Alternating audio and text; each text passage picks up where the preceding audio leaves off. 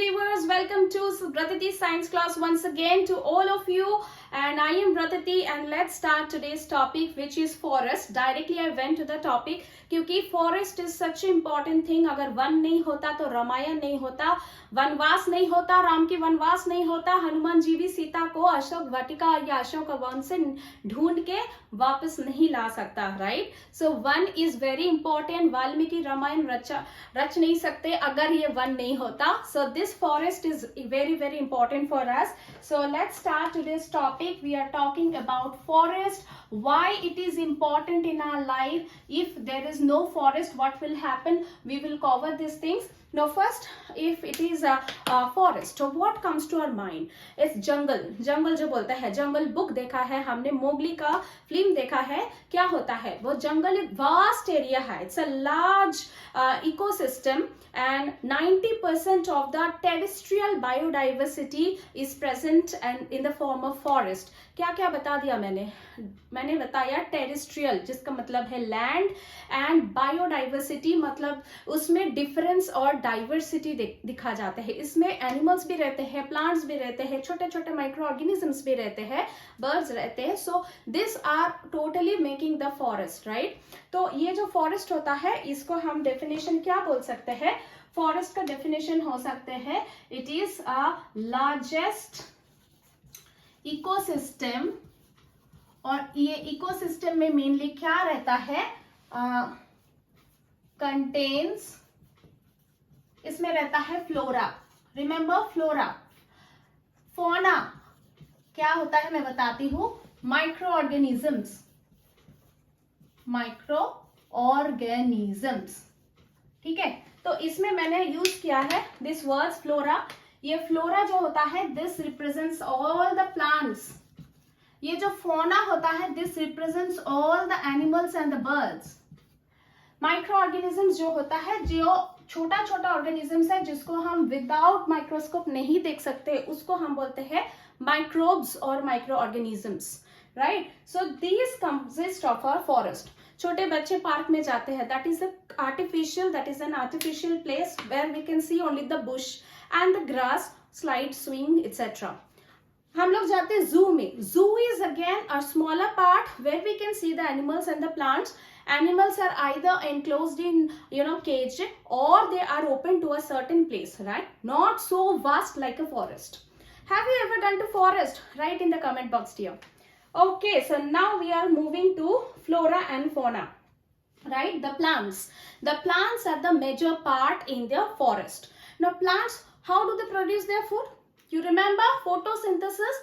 Sun is the main source of energy, and the plants, they get their food from the by producing the food in the process of photosynthesis.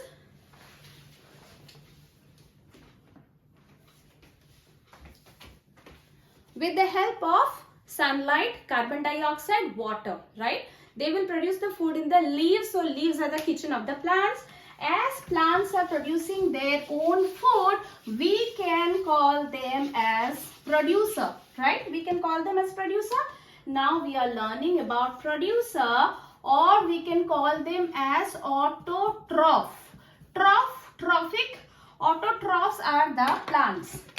Okay, all the kind of trees, plants, shrubs. I think you have learned in the smaller classes what are the shrubs. Trees are the tallest one, plants are smaller than that, shrubs are bush. Then we will write herbs. Herbs are like coriander, mint, etc. And what else? These are all kind of producer or autotrophs. They can produce or generate their food by themselves. Clear? And we, the humans and all other animals, हम लोग depend करते हैं plants के ऊपर food के लिए. Plants से हमको मिलता है फ्रूट्स, वेजिटेबल्स, ये सब हम लोग खाते हैं, and that's why we are dependent on the plants for the food, and we are called the heterotrophs. Autotroph, and we are called the heterotrophs. Heterotrophs, we can call all the animals. Humans depend on plant for food, right? Now we are talking about the nutrition part and the taking of consuming food part. Based on that, there are the autotrophs, there are the heterotrophs, and the third one we call them saprotrophs or microorganisms or decomposers. All are synonyms to each other, children or viewers. These are called saprotrophs or microorganism or decomposer. That is, they decompose the dead animals and the plants and they put them back into the soil. So you can see it's like a cycle, isn't it? तो इसमें आता है the microbes, microorganisms, जैसे कि हम बोल सकते हैं फंगी, जैसे हम बोल सकते हैं एल्गी, जैसे और क्या बोल सकते हैं हम, bacteria, virus. So these are called mainly the decomposer. जो dead plants का हम क्या देखते हैं, पत्ते गिरते हैं, right? Fallen leaves, fallen twigs, branches और fruits, ये सब नीचे गिरते हैं, पक जाते हैं, खराब हो जाते हैं. और एनिमल्स लाइक फॉरेस्ट में क्या होता है, हंटिंग होता है, नेचुरल फाइटिंग होता है, किलिंग होता है, animals killing for their own food supplements. और वही जो एनिमल्स जो मर जाते हैं वो सॉइल में ही पड़े रहते हैं और उसमें क्या एक्शन करते हैं, ये माइक्रो ऑर्गेनिजम्स और डिकम्पोजर्स और सेप्रोट्रॉफ्स उसमें अटैक करते हैं और उससे उसको खाना मिलते हैं. So they basically feed on the dead bodies of animals और द डेड प्लांट्स. उससे उसको खाना मिल रहा है और धीरे धीरे दैट डेड बॉडी और डेड प्लांट्स वो मिट्टी में विलीन हो जाते हैं, मिट्टी में मिक्स हो जाते हैं. They form the top most upper layer of the forest floor. मतलब नीचे का मिट्टी का जो टॉप मोस्ट लेयर होते हैं उसको बोलते हैं ह्यूमस. आपने अगर रिमाइंड करना है तो आप मेरे सॉइल चैप्टर पे देखिए, सॉइल वीडियो पे, उसमें आपको मिल जाएगा क्या what is humus. The top most layer of the soil is called the humus, the very important and the crucial organic layer of the soil. ठीक है, सो ये हो गया हमारा पार्ट्स. ऑटोट्रॉफ्स, हेटेरोट्रॉफ्स एंड सेप्रोट्रॉफ्स के बारे में बताया. अभी ये अगर पढ़ लिया तो अभी हमको जाना है फूड चेन पे. फूड चेन क्या होता है? फूड चेन होता है जिसमें one organism is depend on the other for the food. इसमें फूड चेन एक चेन फॉर्मेशन होते हैं. जैसे कि हमको मालूम है the plants are the autotrophs और द प्रोड्यूसर्स. ये प्लांट्स जो बनाया है वो खाना खाते हैं. Suppose the herbivores, okay, herbivores वो खाना खाते हैं और हार्बीवोर्स को खाते हैं कार्निवोर्स. और कार्निवोर्स फाइनली जब मर जाता है, डिकम्पोजर्स उसका बॉडी को डिकम्पोज कर देते हैं.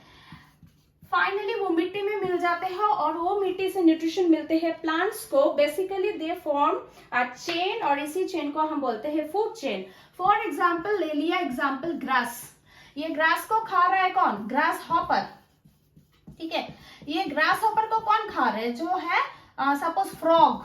ठीक है, ये फ्रॉग को कौन खा रहा है? डिकम्पोजर. फ्रॉग मर गया है और इधर पे माइक्रोब्स जो है they will actually decompose the body of the dead body of the frog. मिट्टी में मिट गए and then again the plants are getting their nutrition. ठीक है, ये हो गया फूड चेन. ऐसे ही फूड चेन बहुत सारी है फॉरेस्ट का इकोसिस्टम में. In forest ecosystems we see more than one food chain and which are interlinked to each other क्योंकि all are getting benefited from each other.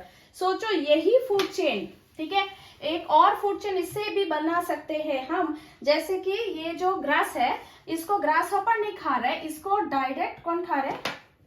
This grass is eaten by rabbit. ठीक है, rabbit खा रहे. ठीक है, grass से rabbit हो गया. अब ये रैबिट को कौन खा रहे? रैबिट को खा रहे स्नेक. ठीक है, और ये स्नेक को कौन खा रहे? पीकॉक. ये पीकॉक जब मर गया सो पीकॉक का बॉडी आ गया as a decomposers will eat, they will break down and then it will be again going back. So बहुत सारी food chain ऐसे हम बना सकते हैं. So when the food chains are interlinked to each other, इसको हम नाम देते हैं food web. तो food chain एक single chain है और food web multiple food chain को बोलते हैं food web. Clear? Good. Please rewind and see. I am a little bit of in hurry today, so I am just covering it fast. Okay, so food chain हो गया, food web भी हो गया है. अभी बारी है फॉरेस्ट में आप जब जाओगे so you will have watch tower, right? If you go to any of the forest you will see watch tower. Watch tower क्या होता है? टॉल प्लेस जहां से हम एनिमल को आप ऑब्जर्व कर सकते हैं. एनिमल जब पानी पीने के आते हैं आप क्विकली फोटो खींच सकते हैं, देख सकते हैं चुप, because if you are not quiet they will not come closer to us. ठीक है, तो ये वॉच टावर हो गया. या किसी ऊंचा हिल्स या कहीं पे भी जाके नीचे फॉरेस्ट की ओर देखेंगे तो क्या देखेंगे? पूरा ग्रीन है. What is that? A green roof. तो इसको हम बोलते हैं कैनोपी. और if you see the size, the types and the size of the plants are very different.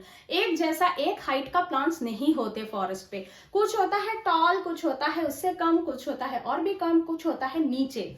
सो इसके हिसाब से we are learning the layers. इसको हम बोलते हैं the layers of forest. Layers में सबसे पहले जो आता है दैट इज कैनोपी. और कैनोपी को हम also we can say the roof of forest, क्योंकि इससे सबसे टॉलेस्ट जो प्लांट रहता है, tallest plant example sal, then semal और you can say teak etcetera. So सबसे जो लंबा ट्रीज है वो उसका जो टॉप लेयर है वो फॉर्म करते हैं एक roof. And next is we can call it as understory. This is the second layer. We can call it as UNDER, under STOREY. understory में generally हम देखते हैं shrubs और हम देखते हैं small plants. ठीक है, आपको एग्जाम्पल चाहिए तो जैसे कि कॉटन, गुलमोहर, rose plants. These are few examples of the shrubs and the small plants. वो है मीडियम साइज प्लांट्स. ये है फॉरेस्ट का लेयर. एंड जो थर्ड लेयर है, द थर्ड लेयर इज, उसको हम बोलते हैं फॉरेस्ट फ्लोर या फॉरेस्ट बेड. फॉरेस्ट फ्लोर जो होता है उसमें रहता है आपको हर्ब्स मिलता है.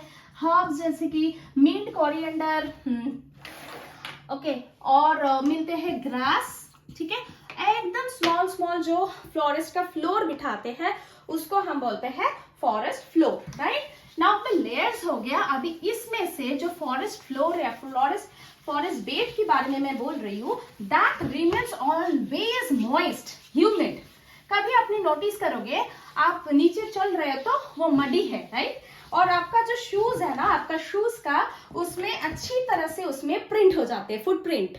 तो इसको इस्तेमाल करके जो फॉरेस्ट ऑफिसर्स है वो डिफरेंट फुटप्रिंट्स, एनिमल्स का फुटप्रिंट्स देख के और उसका एक्सक्रीशन मतलब उसका जो पुप्स होता है उसको देख के they can identify which animals are residing in this particular forest. Isn't it that interesting? अभी बताऊंगे कि ये जो फॉरेस्ट फ्लोर के बारे में बोल रही हूँ, this forest floor is always wet, humid. क्यों रहता है?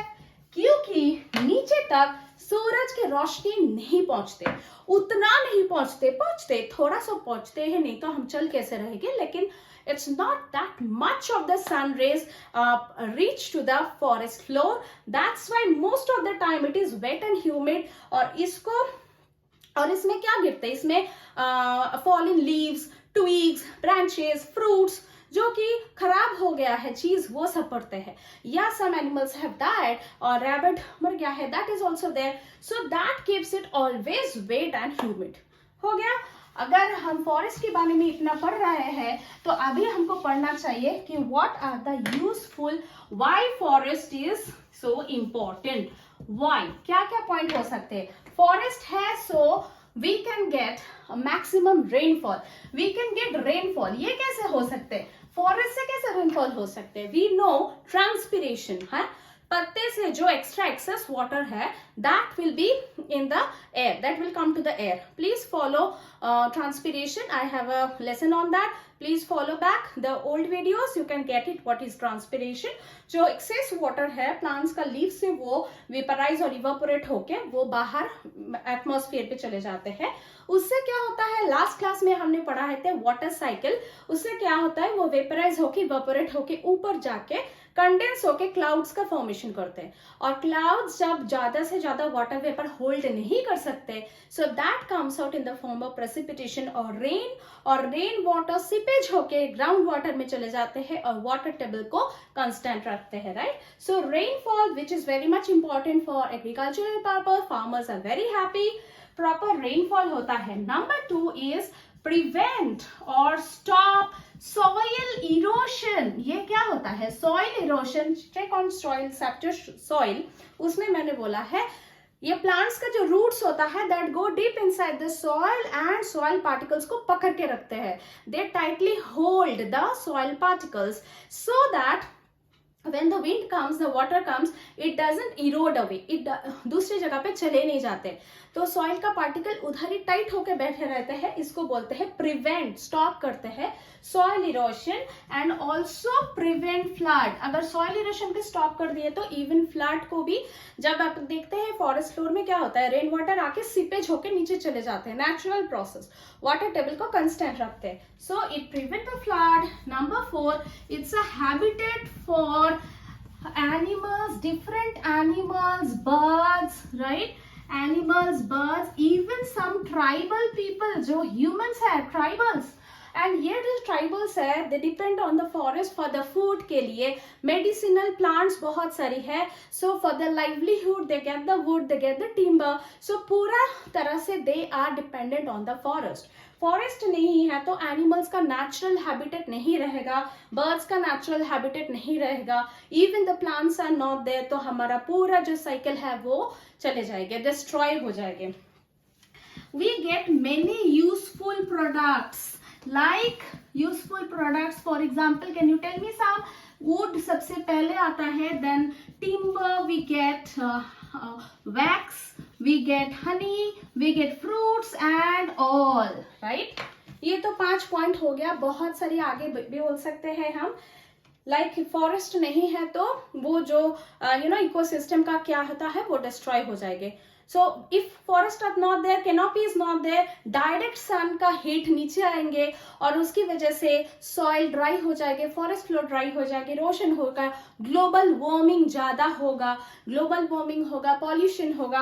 एंड नंबर 6 मैं कैसे भूल सकती हूँ, दे मैं इधर लिखू, नंबर 6 इज दे की बैलेंस ऑफ ऑक्सीजन. मैं ऐसा लिखती हूँ, ऑक्सीजन एंड कार्बन डाइऑक्साइड, क्योंकि plants naturally they give out the oxygen and absorb the carbon dioxide and they keep it a balance of oxygen and carbon dioxide.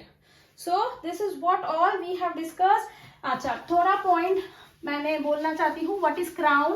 when you are going through the book, okay, lesson number I think 17 या 18, just go through NCERT grade 7 book, you can see forest. जब आप पढ़ेंगे तो आपको लगेगा what is crown. crown के बारे में बोला गया है.